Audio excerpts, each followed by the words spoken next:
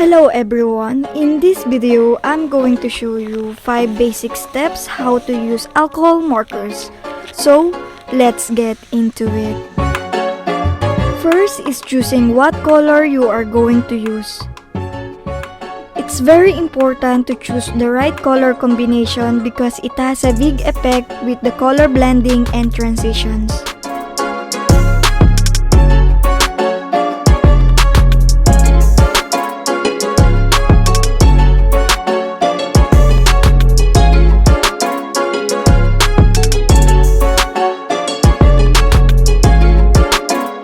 Second is applying the light color to dark colors.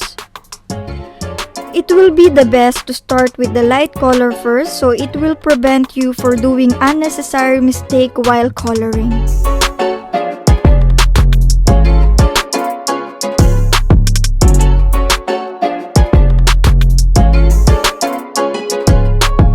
Third is applying the shadow to your drawing.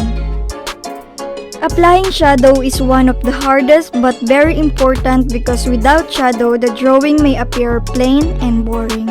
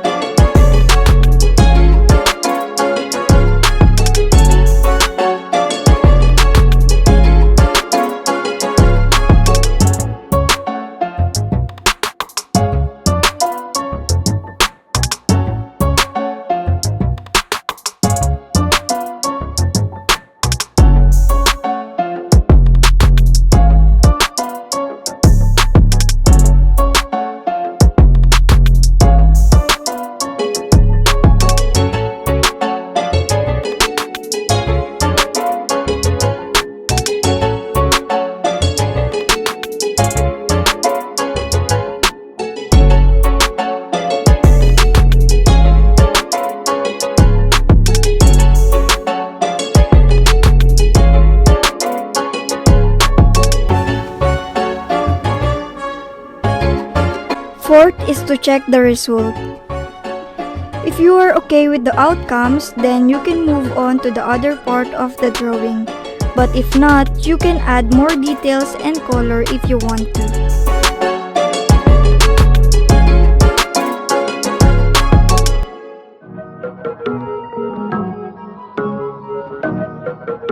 Fifth is to repeat the entire steps. Repeat all the steps for the other part of the drawing until you finish.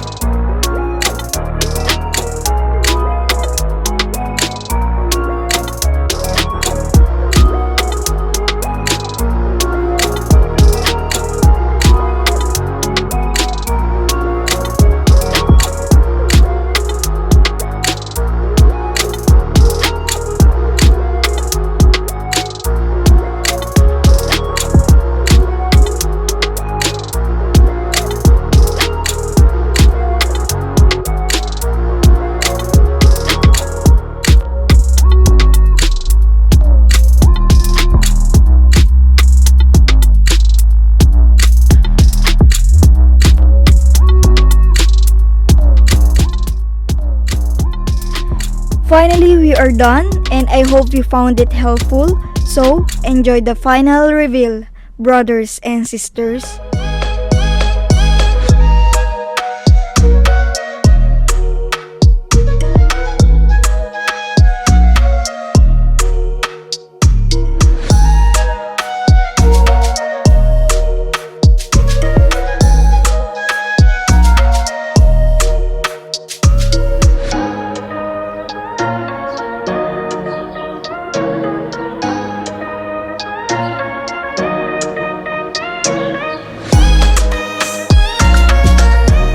This video is pretty much done, so don't forget to like, comment, and subscribe.